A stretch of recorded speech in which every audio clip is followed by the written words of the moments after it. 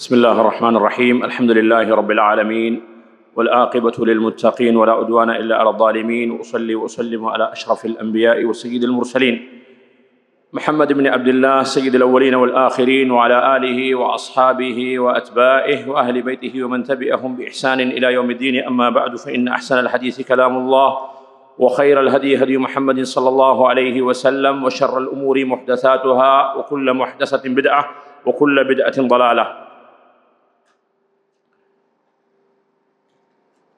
கண்ணியத்திற்கும் மதிப்புக்கும் உரிய சகோதர சகோதரிகளே, அஸ்ஸலாமு அலைக்கும் வரஹ்மத்துல்லாஹி வபரகாத்துஹு.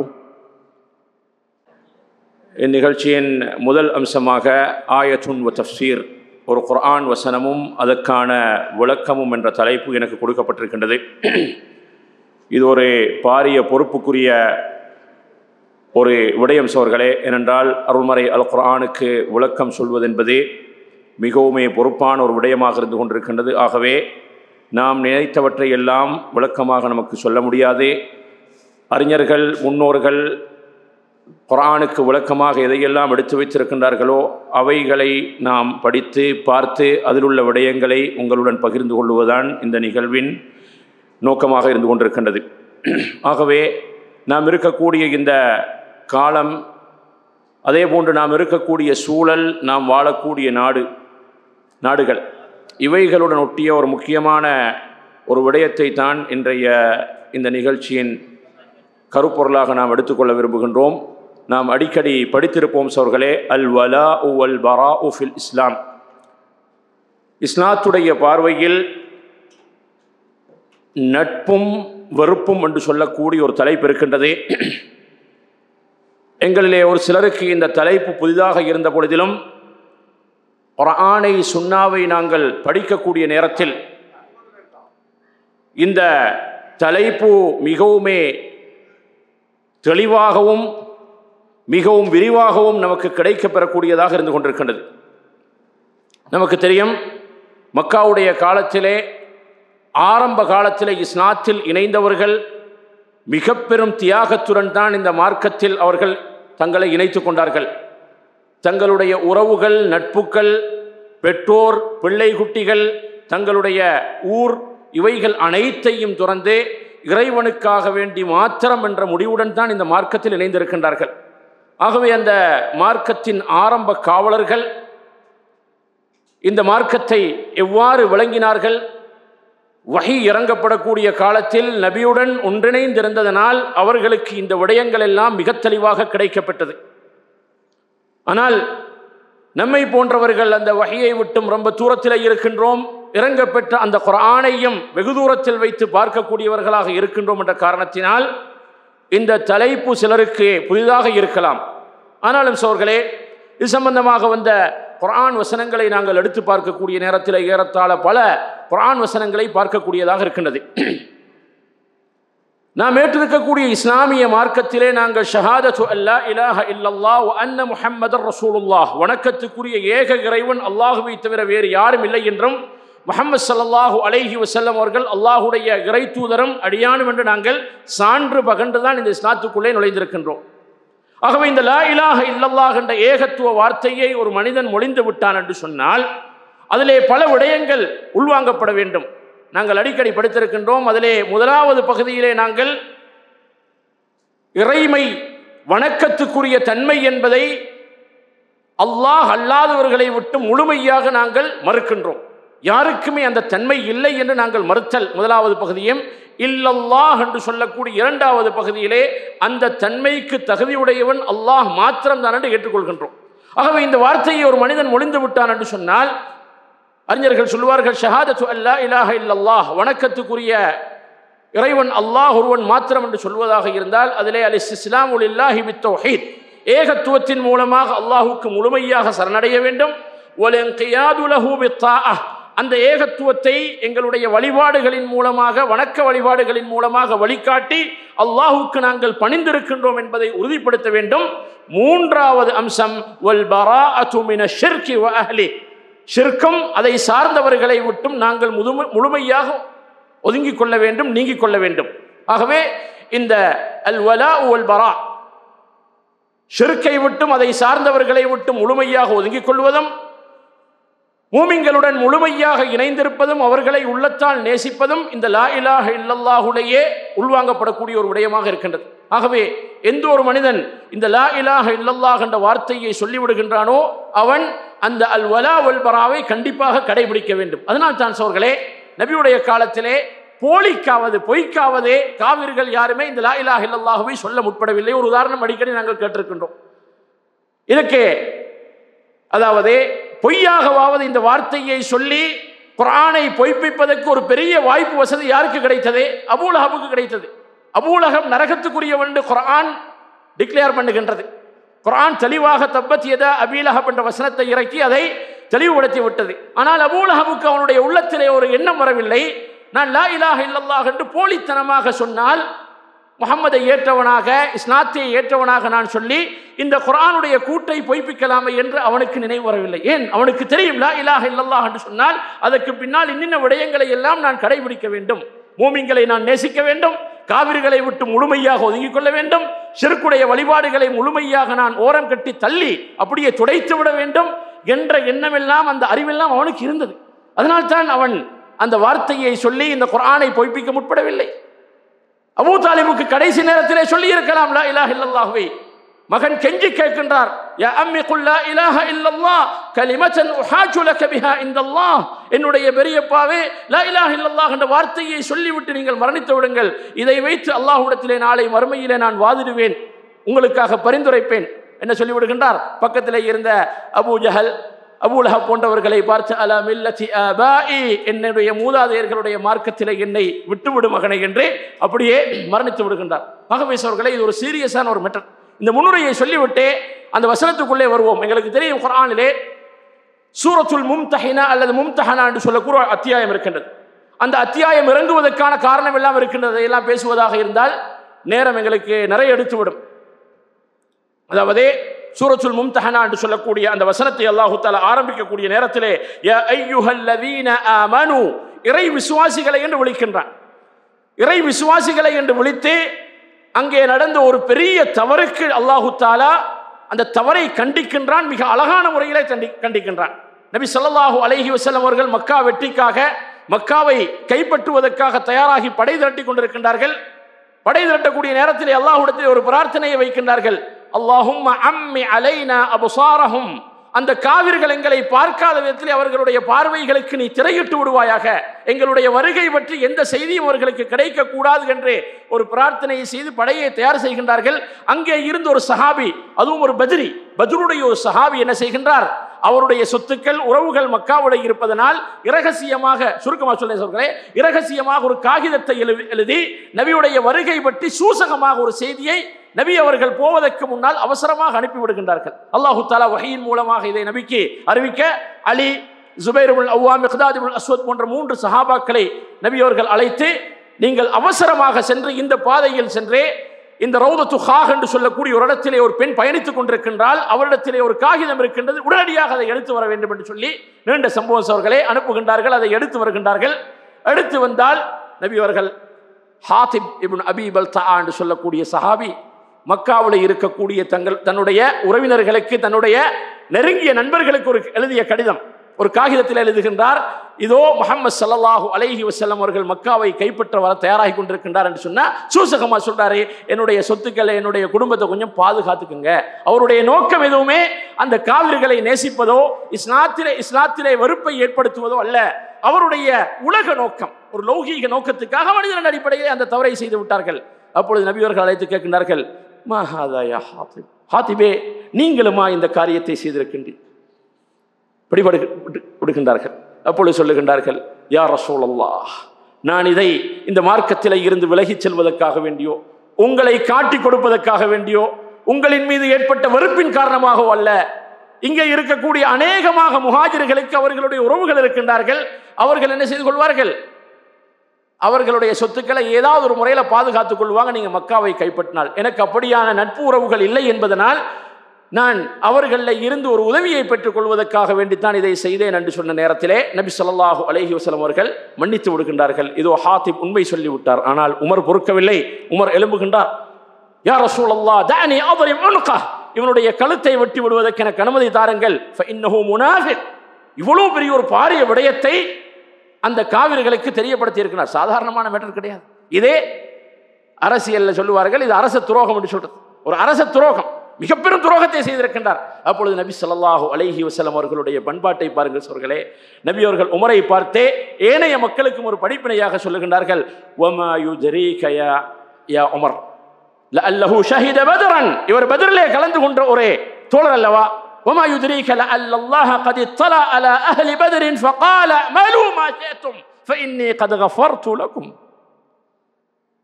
உமரே, பத்ரிலே கலந்து கொண்ட தோழர்களுக்கு அல்லாஹு தாலாவுடைய ஒரு சுபசோபனம், ஒரு நற்செய்தி இருக்கின்றது என்பது உங்களுக்கு தெரியாதா? அவர்களை பார்த்து அல்லாஹு தாலா அந்த மாலை பொழுதிலே யுத்தம் வெற்றி கொள்ளக்கூடிய நேரத்திலே, யுத்தத்திலே அவர்கள் ஈடுபட்டு கொண்டிருக்கக்கூடிய நேரத்திலே அல்லாஹ் அவர்களுக்கு ஒரு பொது மன்னிப்பு கொடுத்தது தெரியாதா? அல்லாஹு தாலா என்ன சொன்னான்? அமலு மா ஷிஅதும், நீங்கள் எஞ்சி இருக்கும் காலத்திலே விரும்பிய விடயத்திலே உங்களுக்கு ஈடுபடலாம், விரும்பிய காரியங்களை செய்யலாம். ஃபஇன்னி கத் கஃபர்து லக்கும், உங்களுடைய பாவங்கள் அனைத்தையும் நான் மன்னித்து விட்டேன். மிக பெரும் தியாகம் செய்தார்கள். அந்த பத்ருடைய சஹாபாக்களை வைத்து நபி அவர்கள் சொன்னார்கள், இந்த சிறு கூட்டம் என்று அழிக்கப்படும் என்று இருந்தால், அல்லாஹும்ம இன் துஹ்லிக் ஹாதிஹில் இஸாபத ஃபலன் துஅபத அபதா, இந்த சிறு கூட்டம் இந்த பத்ரிலே அழிக்கப்படும் என்றிருந்தால் இதற்கு பின்னால் உன்னை வணங்குவதற்கு இந்த பூமியில யாரும் இருக்க மாட்டார்கள். ஆரம்ப காவலர்கள் சோர்களே. ஆகவே அவர்களை நபி அவர்கள் மன்னித்து விடுகின்றார்கள்.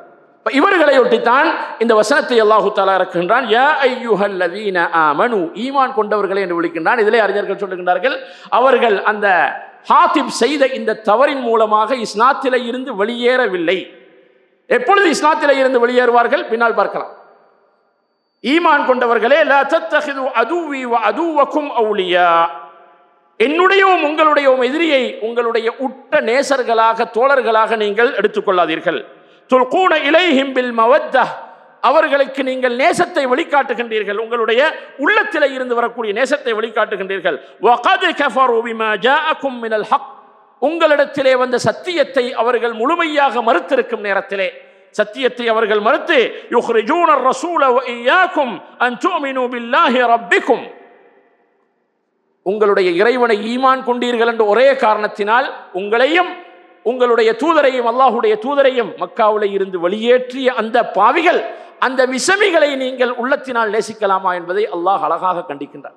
ஆகவே இதிலே தொடர்ந்து வந்து அல்லாஹு தஆலா 13 வசனங்களை கொண்ட இந்த அத்தியாயத்திலே தொடர்ந்து வந்து அல்லாஹு தஆலா சொல்லுகின்றான். 8வது வசனத்திலே சொல்லுகின்றான், லா யன்ஹாகுமுல்லாஹு அனில் லதீன யுகாத்திலூனகும் ஃபித்தீன். இந்த காவிர்களுடன் நேசம் நட்பு வைக்க கூடாது என்ற வசனம் வந்த நேரத்திலே சஹாபாக்களுக்கு மிக பெரும் ஒரு சிரமமான ஒரு காரியமாக இருந்தது. மிக பெரும் ஒரு சிரமமான ஒரு காரியமாக இருந்தது. ஆகவே அல்லாஹு தஆலா அதை படிப்படியாக தணிக்கின்றான்.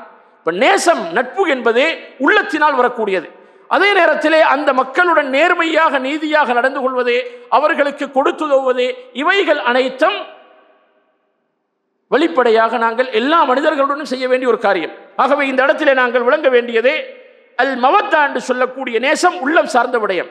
இஹ்சான் என்று சொல்லக்கூடிய குர்ஆன் அனுமதித்த விடயம் என்னன்னு சொன்னால், நாங்கள் வெளியிலே அவர்களுடன் நல்ல முறையில் நடந்து கொள்வது, நேர்மையாக நடந்து கொள்வது, அவர்களுக்கு ஏதாவது சிரமம் கஷ்டங்கள் வந்தால் அவர்களுக்கு உதவி செய்வது, அவர்களில் யாராவது நோய்வாய்ப்பட்டால் அவர்களை நோய் விசாரிக்க செல்வது, இவைகள் இதிலே எந்த தடையும் கிடையாது. இந்த வசனத்தின் மூலமாக அல்லாஹ் அதைத்தான் தெளிவுபடுத்துகின்றான். லா யன்ஹாகுமுல்லாஹு அனில் லதீன லம் யுகாத்திலூகும் ஃபித்தீன், நிபந்தனை இருக்கின்றான். மார்க்கத்திலே உங்களுடன் சண்டையிடாதவர்கள், வலம் யுஹ்ரிஜூகும் மின் தியாரிக்கும், உங்களுடைய ஊர்களில் இருந்து உங்களை வெளியேற்றாதவர்கள், அதற்கு முயற்சிக்காதவர்கள், அவர்களுடன் அன் தபர்ரூஹும் வ துக்ஸிது இலைஹிம், அவர்களுக்கு நன்மை செய்வதிலோ அவர்களுடன் நீதமாக நேர்மையாக நடந்து கொள்வதையோ அல்லாஹ் உங்களுக்கு தடுக்கவில்லை. இன்னல்லாஹ யுஹிப்புல் முக்ஸிதீன், அல்லாஹு தஆலா நீதமாக நடக்கக்கூடியவர்களை நிச்சயமாக நேசிக்கின்றான் என்று அந்த வசனத்திலே சொல்லுகின்றான். ஆகவே சோர்களே, இங்கே பார்க்கப்பட வேண்டிய முக்கியமான விடயம் அல் வலா வல் பரா, நட்பும் வெறுப்பும் என்பதே யாருக்கு இருக்க வேண்டும்? ஒரு மனிதன், ஒரு மூமின் உண்மையாக மூமின்களை உள்ளத்தினால் நேசிக்க வேண்டும். உள்ளத்தினால் ஈமான் கொண்டிருக்கின்றார்கள் என்பதற்காக வேண்டிய அவர்களுடைய நிறத்தையோ அவர்களுடைய நாட்டையோ அவர்களுடைய மொழியையோ அவர்களுக்கு இருக்கக்கூடிய வசதி வாய்ப்புகளையோ அவைகள் அனைத்தையும் ஒரு புறத்திலே தள்ளிவிட்டு அவன் அல்லாஹ்வை ஈமான் கொண்டிருக்கின்றான் என்ற ஒரே காரணத்தினால் உள்ளத்தினால் அவனை நேசிக்க வேண்டும். சில பொழுது சில மூமின்களிடத்திலே சில தவறுகள் இருக்கும், பாவங்கள் இருக்கும். அந்த பாவத்தின் அளவுக்கு அவர்களை நாங்கள் வெறுக்கலாம். அந்த பாவத்தின் அளவுக்கு, அந்த பாவத்தை வெறுப்பது, அவர்கள் செய்யக்கூடிய தவறுகளை. ஒரு மனிதன் முஸ்லீமாக இருந்து கொண்டு உதாரணமாக மதுபானம் அருந்துகின்றான், அந்த விடயத்திலே அவனை நாங்கள் வெறுக்க வேண்டும். ஆனால் மொத்தத்திலே அவனை வெறுக்க முடியுமா? முடியாது. அவனிடத்திலே ஈமான் இருக்கின்றது. ஆனால் காவிர்களை பொறுத்தவரையில் அவர்களை உள்ளத்தினால் நாங்கள் நிச்சயமாக வெறுக்க வேண்டும். இது ஈமானிலே ஒரு பகுதி. எப்படி ஈமான் எங்களுக்கு உறுதியாகும் சோர்களே? அல்லாஹு தஆலா என்ன சொல்லுகின்றான்? லா இலாஹ இல்லல்லாஹ், இந்த ஏகத்துவ வார்த்தை ஒரு மனிதன் மொழிந்தால், ஏற்கனவே சொன்னதை போன்றே அந்த நாவினால் மொழிவது மாத்திரம் போதாது, உள்ளத்தினால் அது வெளியாக வேண்டும். எப்படி வெளியாகுவது? அல்லாஹு தஆலா சொல்லுகின்றான், وَمَنْ يَكْفُرْ بِالطَّاغُوتِ وَيُؤْمِنْ بِاللَّهِ فَقَدِ اسْتَمْسَكَ بِالْعُرْوَةِ الْوُثْقَى لَا انفِصَامَ لَهَا. அல்லாஹ் அன்றி வணங்கப்படக்கூடியவைகள் அனைத்தையும் ஒரு மனிதன் நிராகரித்து وَيُؤْمِنْ بِاللَّهِ, அல்லாஹ்வை மாத்திரம் ஈமான் கொண்டால்தான் அருந்து விடாத பலமான கயிற்றை அவன் கைப்பற்றியவனாக, பிடித்துக் கொண்டவனாக கருதப்படுவான். ஆகவே தவறான கொள்கைகள், அந்த கொள்கையிலே பயணிக்கக்கூடியவர்கள், இவர்கள் அனைத்து பேர்களை விட்டும் நாங்கள் ஒதுங்கி அவர்களை விட்டும் விலகாத வரைக்கும் இந்த ஈமான் உறுதியானதாக மாறமாட்டார். ஆகவே ஷிர்க்கை விட்டு முழுமையாக ஒதுங்காத வரைக்கும் எங்களுடைய ஈமான் உறுதியானதாக இருக்க மாட்டார். ஆகவே இது மிக முக்கியமான ஒரு விடயமாக இருந்து கொண்டிருக்கின்றது. ஆகவே அவர்களை வெறுப்பது என்று சொன்னால் உள்ளத்தினால் வெறுப்பது. ஆனால் எங்களுடைய நடத்தைகள், எங்களுடைய வெளி வாழ்க்கையிலே நாங்கள் அவர்களுக்கு உதவி உபகாரம் செய்வது, இதற்கு தடை இல்லை. ஆனால் இங்கேதான் நாங்கள் தவறு விடுகின்றோம் சோர்களே. இதான் இன்றைக்கு சுருக்கமாக நாங்கள் பார்க்கக்கூடிய விடயம். இங்கேதான் நாங்கள் தவறு விடுகின்றோம். அல்லாஹு தஆலா என்ன சொல்லுகின்றான்? நீங்கள் அவர்களுக்கு நன்மை செய்வது, நன்மை செய்வது என்பதும் நேசம் கொள்வது என்பதும் ஒன்றோடு ஒன்று முரண்பட்ட விடயம். அவர்களை நேசிக்க முடியாது, ஆனால் அவர்களுக்கு நன்மை செய்யலாம். அவர்களுக்கு நன்மை செய்யலாம். இப்ப இயல்புலே மனிதன், நாங்கள் எத்தனை பேர்களுக்கு நாங்கள் நல்ல விடயங்களை செய்கின்றோம், ஆனால் அவர்களுக்கு நேசம் கிடையாது. நேசம், நட்பு இல்லாமல் எத்தனையோ பேர்களுக்கு நாங்கள் உதவி செய்கிறோமா இல்லையா? உதவி செய்கின்றோம். ஆகவே இது முடியும். ஆனால் இன்றைக்கு என்னவாகிவிட்டது? நன்மை செய்வது என்று கருதி கொண்டே அந்நிய மார்க்கத்தை சார்ந்தவர்களுடைய கலாச்சாரங்கள், அவர்களுடைய மத வழிபாடுகள், அவர்களுடைய மத அனுஷ்டானங்களிலே எங்களை தெரியாமலே நாங்கள் கரைந்து போவது போன்றே அதில் முழுமையாக நாங்கள் ஈடுபடுகின்றோம். இதைத்தான் மார்க்கம் தடை செய்கின்றது சோர்களே. இதுதான் அல் மவத்தா அல் வலா, காவிர்களை நேசிப்பது என்பது இதுதான். அல்லாஹு தஆலா என்ன சொல்லுகிறான்? எங்களுடையவும் உங்களுடையவும், என்னுடையவும் உங்களுடையவும் எதிரிகளை நீங்கள் உங்களுடைய நட்புக்குரிய நேசர்களாக எடுத்துக் கொள்ளாதீர்கள் என்று கடுமையாக எச்சரிக்கை செய்கின்றான். கடுமையாக எச்சரிக்கை செய்கின்றான். அவர்கள் மூமின்களாக இருந்தால் இந்த காரியத்தில் அவர்கள் ஈடுபட மாட்டார்கள். அவர்கள் மூமின்களாக இருந்தால் வலவ் கானூ யுமினூன பில்லாஹி வன் நபிய்யி வமா உன்சில இலைஹி, அல்லாஹ்வையும் அவனுடைய தூதரையும் அந்த தூதருக்கு இறக்கப்பட்ட வேதத்தையும், குர்ஆனை பாருங்க சகோதரர்களே, அல்லாஹ்வையும் தூதரையும் தூதருக்கு இறக்கி வரப்பட்ட வேதத்தையும் குர்ஆனையும் அவர்கள் ஈமான் கொள்ளக்கூடியவர்களாக இருந்தால் மத்தகதூஹும் அவுலியா, அந்த காவிர்களை தங்களுடைய உட்ட நேசர்களாக அவர்கள் எடுத்திருக்க மாட்டார்கள். வலகின்ன கஸீரம் மின்ஹும் ஃபாஸிகூன், ஆனால் அவர்களிலே அதிகமானவர்கள் பாவிகளாக இருக்கின்றார்கள் இந்த செயலை செய்து கொண்டு. ஆகவே சோர்களே, அந்த காவிர்களுக்கு கொடுத்து உதவுவதே பிரச்சனை கிடையாது. இப்ப ஏழை எளியவர்களுக்கு கொடுத்து உதவுவது குர்ஆன் அல்லாஹு தஆலா சிலாபித்து சொல்லுகின்றான். என்ன சொல்லுகின்றான்? மூமின்களை பற்றி அல்லாஹ் சொல்லக்கூடிய நேரத்திலே வயுத்இமூன த்ஆம அலா ஹுப்பிஹி, அந்த உணவை அவர்கள் வழங்குகின்றார்கள். அந்த உணவின் பக்கம் அவர்களுக்கு தேவை இருக்கக்கூடிய நேரத்திலும் தங்களுடைய தேவையை பிற்படுத்தி மற்றவர்களை முதன்மைப்படுத்தி அவர்கள் தர்மம் செய்கின்றார்கள் என்று அல்லாஹு தஆலா என்ன செய்கின்றான்? அவர்களை புகழ்ந்துரைக்கின்றான். வயுத்இமூன த்ஆம அலா ஹுப்பிஹி, யார் கொடுக்கின்றார்கள்? மிஸ்கீனன், ஒரு சஹாபியுடைய விடயத்தில் இறங்கிய வசனம். மிஸ்கீனன், ஏழைக்கு கொடுக்கின்றார்கள். வயதீமன், அனாதைக்கு கொடுக்கின்றார்கள். வஅசீரா, சிறை கைதிகளுக்கு கொடுக்கின்றார்கள். அப்ப இஸ்லாமிய சாம்ராஜ்யத்தில், இஸ்லாமிய ஆட்சியில் சிறை கைதி யாராக இருக்கலாம்? காஃபிராகத்தான் இருக்க முடியும், மூமினாக இருக்க முடியாது. அப்ப காஃபிருக்கு உணவளித்ததையும் அல்லாஹு தஆலா புகழ்ந்து சொல்லுகின்றான். காஃபிருக்கு உணவளிப்பதோ, அவர்களுடன் நல்ல முறையில் நடந்து கொள்வதோ, நேர்மையாக நீதமாக நடந்து கொள்வதோ, இவைகள் எதற்கும் தடை விதிக்கப்படவில்லை. எப்பொழுது? அவர்கள் எங்களுடைய மார்க்கத்திலே எங்களுக்கு தொந்தரவு கொடுக்காத வரைக்கும், எங்களுடைய ஊர்களில் இருந்து எங்களை வெளியேற்றுவதற்கு முயற்சிக்காத வரைக்கும், அல்லது வேறு ஒரு கூட்டம் எங்களுக்கு கஷ்டம் கொடுக்கக்கூடிய நேரத்திலே அவர்களுக்கு உதவாத பொழுது, அவங்களுக்கு உதவல. அதை அடுத்த வசனத்திலே சொல்லுகிறான், இன்னமா யன்ஹாகுமுல்லாஹ், யாருடன் நீங்கள் யாருடன் நீங்கள் நீதமாக நேர்மையாக நடந்து கொள்ளக்கூடாது என்று சொன்னால் யார் அவர்கள்? அனில்லதீன காதலூக்கும் ஃபித்தீன், மார்க்கத்திலே உங்களுடன் சண்டையிட்டு, வஅக்ரஜூக்கும் மின் தியாரிக்கும், உங்களுடைய ஊர்களில் இருந்து உங்களை வெளியேற்றி, வதாஹரு அலா இஹ்ராஜிக்கும், அவர்களால் முடியாது போனால் வேறொரு கூட்டம் உங்களை உங்களுடைய சொந்த இருப்பிடங்களில் இருந்து கிளப்பி எடுக்கக்கூடிய நேரத்திலே அவர்களுக்கு இரகசியமாவது உதவி செய்கின்றார்கள். சில காவிர்கள் நேரடியாக ஃபேஸ் பண்ண மாட்டாங்க, வேற யாரை தூண்டி விட்டு எங்களை என்ன செய்வாங்க? தொந்தரவு செய்வார்கள். இப்படிப்பட்டவர்களுடன் நீங்கள் என்ன செய்யக்கூடாது? அவர்களை நீங்கள் உங்களுடைய நேசர்களாக உங்களுடைய உதவியாளர்களாக எடுத்துக்கொள்ளக்கூடாது. அன்தவல்லஹும் வமன் யதவல்லஹும் ஃபஉலாயிக ஹுமுல் ஸாலிமூன், அவர்களை தங்களுடைய நேசர்களாக உறவுகளாக எடுத்துக்கொண்டால் அவர்கள் அநியாயக்காரர்கள் என்று அல்லாஹ் தஆலா சொல்லுகின்றான். ஆகவே சோர்களே, இது ஒரு முக்கியமான விடயம்.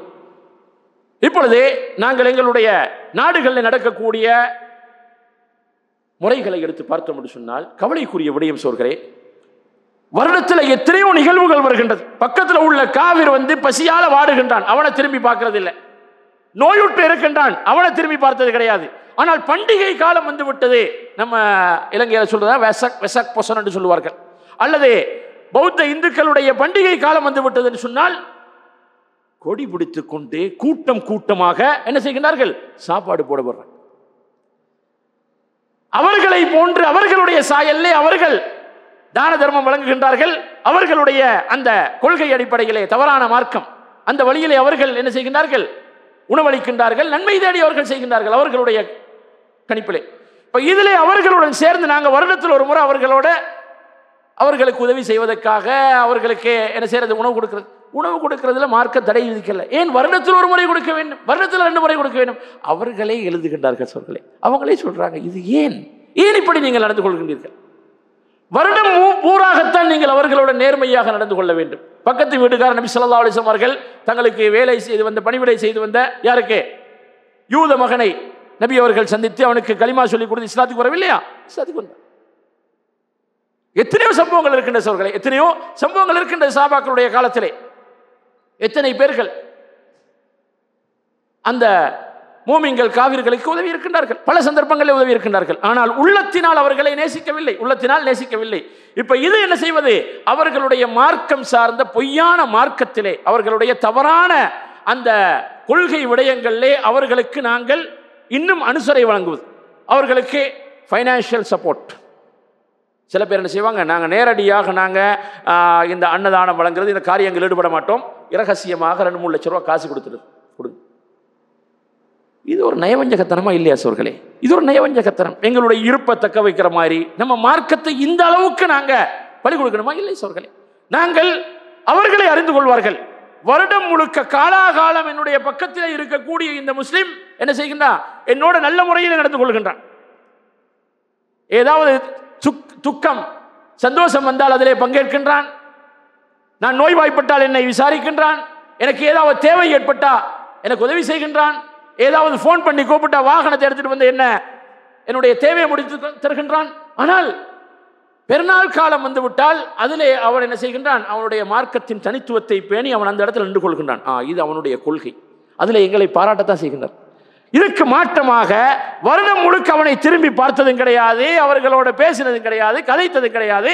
பண்டிகை காலம் வந்து விட்டது, வெசக் வந்து விட்டது, பொசன் வந்து விட்டது என்று சொன்னால் என்ன செய்வது? நாங்கள் அவர்களுக்கு உதவி செய்வதற்கும் நாங்கள் சாப்பாடு போட்டதற்கும் முற்படுகின்றோம்.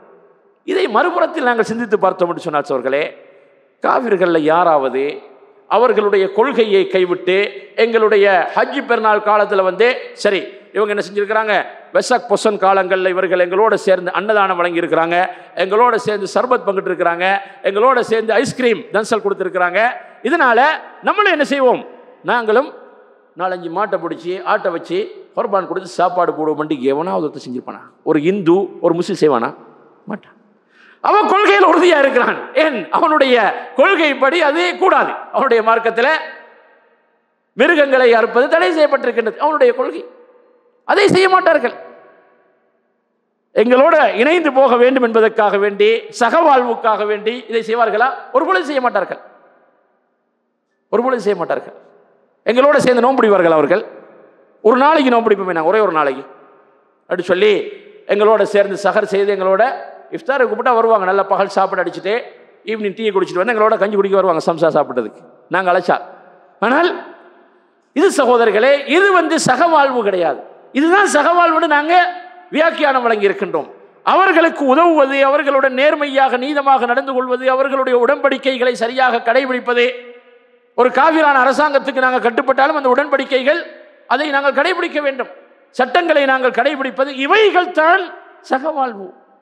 இவைகளை நாங்கள் ஒதுங்கி செல்லாமல் நீதமான நேர்மையான முறையில் நடந்து கொண்டால் இதைத்தான் குர்ஆன் சொல்லுகின்றது. இதை தாண்டி நாங்கள் என்ன செய்கின்றோம்?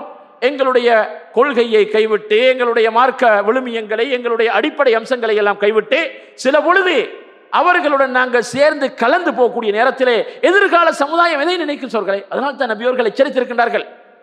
காவிர்கள் அவர்களோட வாழக்கூடியவர்களை விட்டு நான் ஒதுங்கிக் கொள்கிறேன் என்று சொன்னார்கள். ஏன்? அவர்களுடைய ஈமானுக்கு உத்தரவாதம் கிடையாது, சில பொழுது கைவிட்டு விடுவார்கள். அல்லாஹ் பாதுகாக்க வேண்டும். இப்ப இதே முறையில் நாங்கள் பழக்கப்பட்டோம் என்று சொன்னால் எங்களுடைய வளர்ந்து வரக்கூடிய சிறுவர்களிடத்தில் இந்த அல் வலா வல் பரான் ஒன்று இருக்குமா? அல்லாஹ்வுக்காக நேசம் கொள்வது, அல்லாஹ்வுக்காக வெறுப்பது, இதை எந்த இடத்துல நாங்கள் கடைபிடிப்பது? இது இல்லை என்று சொன்னால் எப்படி ஜிஹாதை நாங்கள் கடைபிடிப்பது? இது இல்லை என்று சொன்னால் நன்மையை தீன்மையை தடுப்பது எவ்வாறு வரும்? சுவர்க்கம் நரகம் எதுக்கு? மூமின்கள் காவிர்கள் என்று இரண்டு பெரும் கூட்டத்தினர்களை அல்லாஹ் இந்த உலகத்திலும் நாளை மறுமையிலும் பிரித்து வைத்திருக்கின்றானே. இவைகள் எல்லாம் எப்படி இந்த விடயங்களை, குர்ஆன் சொன்ன விடயங்களை நாங்கள் எப்படி பார்ப்பது? அதனால் சோர்களே, ஒரு வசனத்தை மாத்திரம் சொல்லி முடித்துக் கொள்கிறேன். சூரத்துல் முஜாதிலாவுடைய கடைசி வசனத்தை எடுத்து பாருங்கள் சோர்களே. அல்லாஹு தஆலா மிக தெளிவாக சொல்லுகின்றான், லா தஜிது கௌமன் யுமினூன பில்லாஹி வல் யௌமில் ஆகிர். அல்லாஹ்வையும் மறுமை நாளையும் ஈமான் கொண்ட ஒரு சமுதாயத்தை, ஒரு கூட்டத்தை நபியே நீங்கள் பார்க்க மாட்டீர்கள். யுவாதுன மன் ஹாத்தல்லாஹ வ ரசூலஹு. அல்லாஹ்வையும் ரசூலையும், அல்லாஹ்வையும் அவனுடைய தூதரையும் பகைத்துக் கொள்ளக்கூடிய மக்களுடன் நட்பு வைத்தவர்களாக அவர்கள் ஒரு பொழுதும் இருக்க மாட்டார்கள். சொல்லிவிட்டு அல்லாஹு தஆலா சொல்லுகின்றான், அவர்கள் எப்படிப்பட்டவர்களாக இருந்தாலும் சரி, எப்படிப்பட்டவர்களாக இருந்தாலும் சரி, வலவ் கானு ஆபாஅஹும் தங்களுடைய பெற்றோர்களாக இருந்தாலும், அவ் அப்னாஅஹும் தங்களுடைய பிள்ளைகளாக இருந்தாலும், அவ் இஹ்வானஹும் தங்களுடைய உடன்பிறப்புகளாக இருந்தாலும், அவ் அஷீரதஹும் தங்களுடைய குடும்பங்களாக இருந்தாலும். மற்றவங்க எல்லாம் யாரு? மற்றவங்க எல்லாம் யாரு சவர்களே? யாராக இருந்தாலும், தன்னை பெற்றெடுத்த தாய் தந்தையர்களாக இருந்தாலும், தான் பெற்றெடுத்த பிள்ளைகளாக இருந்தாலும், தன்னுடன் பிறந்த உடன்பிறப்புகளாக இருந்தாலும், தன்னை அரவணைத்து சேர்த்துக் கொள்ளக்கூடிய குடும்பங்களாக இருந்தாலும், அல்லாஹ்வையும் ரசூலையும் பகைத்து வாழக்கூடியவர்களுடன் அவர்கள் நட்பு வைக்க மாட்டார்கள். அப்படியாக அந்த மூமின்களை நீங்கள் பார்க்க மாட்டீர்கள் என்று சொல்லிவிட்டு அல்லாஹ் ஒரு பெரிய உத்தரவாதத்தை கொடுக்கின்றான். இது போன்ற ஒரு உத்தரவாதம் குர்ஆனில் எந்த இடத்திலே கொடுக்கப்படவில்லை சொல்கிறேன். உலாயிக அப்பேற்பட்ட ஈமானிய பக்குவம் பெற்றவர்கள், ஈமானிய பலமிக்க இஸ்லாத்தை சரியான முறையில் கடைபிடிக்கக்கூடிய அந்த மக்கள் இருக்கிறார்களே, கதப ஃபீ குலூபிஹிமுல் ஈமான், அவர்களுடைய உள்ளத்திலே அல்லாஹ் ஈமானை பதித்து விட்டான். அவர்கள் உண்மையான ஈமான்தாரிகள் என்று குர்ஆன் சான்று பகர்கின்றது. இரண்டாவதாக அல்லாஹ் தஆலா சொல்லுகின்றான், வ அய்யதஹும் பிரூஹின் மின், அவனுடைய புறத்திலே இருந்து அல்லாஹ் அவர்களை பலப்படுத்தி விட்டான். ரூஹுக்கு நிறைய தஃசீர் விளக்கம் சொல்லப்பட்டிருக்கின்றது. அவர்களை அல்லாஹ் தஆலா உறுதிப்படுத்தி விட்டான். வயுதுகிலுஹும், மூன்றாவதாக வயுதுகிலுஹும் ஜன்னாத்தின் தஜ்ரி மின் தஹ்திஹல் அன்ஹார், அவர்களை சுவன பூஞ்சோலைகளிலே அல்லாஹு தஆலா நுழைய வைத்து விட்டான். அவைகளுக்கு, அந்த நந்தவனங்களுக்கு கீழால் நீரருவிகள் ஓடிக்கொண்டிருக்கும். நான்காவதாக ஹாலிதீன ஃபீஹா, அதிலே அவர்கள் நிரந்தரமாக வாழுவார்கள். ரலியல்லாஹு அன்ஹும், ஐந்தாவதாக அல்லாஹ் அவர்களை பொருந்திக் கொண்டான். வரது அன், ஆறாவதாக அவர்களும் அல்லாஹ்வை பொருந்திக் கொண்டார்கள். ஏழாவதாக உலாயிக ஹிஸ்புல்லாஹ், அவர்கள் தான் அல்லாஹ்வுடைய கோஷ்டியினர். அலா இன்ன ஹிஸ்பல்லாஹி ஹுமுல் முஃப்லிஹூன், அல்லாஹுடைய கூட்டம், அல்லாஹுவை சேர்ந்தவர்கள் மாத்திரம்தான் வெற்றி பெறுவார்கள். பாருங்க சோர்களே, எவ்வளவு தெளிவான வசனங்கள். இந்த அல் வலா வல் பராவுல எவ்வளவு தெளிவாக குர்ஆன் எங்களுக்கு போதித்திருக்கின்றது, நடுநிலையாக போதித்திருக்கின்றது. நீங்கள் இப்படி அந்த மூமின்களை நேசித்தே காவிர்களை விட்டு ஒதுங்கக்கூடிய நேரத்திலே அவர்களுக்கு எந்த காரணம் கொண்டும் அநியாயம் செய்துவிடக்கூடாது, அவர்களுக்கு நோவினை செய்துவிடக்கூடாது, அவர்களுடைய சொத்துக்களை சூறையாடிவிடக்கூடாது. இந்த கருத்து சில பேர் இருக்குது. காவிரான் நாட்டில் வாழ்ந்தா அவனுடைய சொத்துக்கள் எங்களுக்கு ஹலால், அரசாங்க சொத்தை என்ன செய்யறது, மிஸ்யூஸ் பண்றது, டிக்கெட் இல்லாம என்ன செய்யறது, ட்ரெயின்ல போறது, ஏன் காஃபிரான அரசாங்கம்? யார் சொன்னது? இது கூடாது, இது அநியாயம் தான். அல்லாஹு தஆலா நீதமான முறையில் எல்லா நேரத்திலும் நீதமாக நடக்கணும். நன்மையை எல்லா விடயங்களையும் அல்லாஹு தஆலா கட்டாயப்படுத்தி இருக்கின்றான். இந்த போக்கு தவறானது. ஆகவே இந்த நடுநிலையான போக்கு குர்ஆன் சொல்லக்கூடிய, சுன்னா எங்களுக்கு வலியுறுத்தி காட்டிய, நபி அவர்கள் கடைபிடித்து காட்டிய, தோழர்கள் கடைபிடித்து காட்டிய இந்த முறையை நாங்கள் பேணக்கூடிய நேரத்திலே எங்களுடைய ஈமானுக்கு ஒரு பெரிய பாதுகாப்பு இருக்கின்றது. வளர்ந்து வரக்கூடிய எங்களுடைய சமுதாயத்துக்கு இஸ்லாத்தை சரியான தூய வடிவத்திலே நாங்கள் ஒப்படைத்து விட்டு சென்ற அந்த பொறுப்பையும் நாங்கள் அல்லாஹ்விடத்திலே நாளை மறுமையிலே அந்த பொறுப்புக்கு நாங்கள் நிச்சயமாக பதில் சொல்ல வேண்டியிருக்கின்றது. அதை சரியான முறையில் நாங்கள் கொடுத்து விட்டு செல்ல வேண்டும். ஆகவே இந்த முறைகள் இவர்களுக்கு கொடுக்கப்படவில்லை என்று சொன்னால் ஏதோ இன்றைக்கி நிறைய இடங்களில் இந்த நாட்டில் இந்த சோர்களே என்ன செய்கின்றார்கள், அந்த பௌத்தர்களுடைய இந்துக்களுடைய அவர்களுடைய பண்டிகைகளுக்கு விளம்பரம் போடுறது யார்? நம்ம முஸ்லீம்களை தான். கவலைக்குரிய விஷயம், அவங்க பேசாமல் இருக்கிறாங்க. அதுக்கான விளம்பரங்களை போடுறது நம்ம மக்கள். வாட்ஸ்அப் மெசேஜ் போடுறது, வெசக் இருக்குது, பொசன் இருக்குது, அந்த பெருநாள் இருக்குது, இந்த பெருநாள் இருக்குது, இதுக்கு நீங்கள் வாங்கன்னு சொல்லி மக்களை கூட்டுறதெல்லாம் நம்ம மக்கள். எவ்வளோ பெரிய ஆச்சரியம் சொல்களே. இந்த நாட்டில் இருந்துட்டு இப்போ நம்ம நாட்டில் இருந்தாங்கன்னு சொன்னால் இவங்க விளம்பர மட்டத்தில் போடுவாங்க. இவங்க முதல் வரிசையில் போய் இருந்து கும்பிட்டு அந்த வழிபாடுகளை செய்து விடுவாங்களோன்னு பயப்படுகின்றது. அல்லாஹ் பாதுகாக்கணும் சொல்களே. ஈமான் அவ்வளோ உறுதியாக சொல்லப்பட்ட இந்த வசனங்கள் மிக தெளிவான வசனங்கள். ஆகவே இவைகளை விளங்கி இதன்படி செயல்படக்கூடிய நட்பாக்கியம் உள்ளவர்களாக நம்ம அனைவர்களையும் அல்லாஹு தஆலா ஆக்கி அருள்வானாக. வ ஆகிரு தஅவானா அல்ஹம்துலில்லாஹி ரப்பில் ஆலமீன். அஸ்ஸலாமு அலைக்கும் வரஹ்மத்துல்லாஹி வபரகாத்துஹு.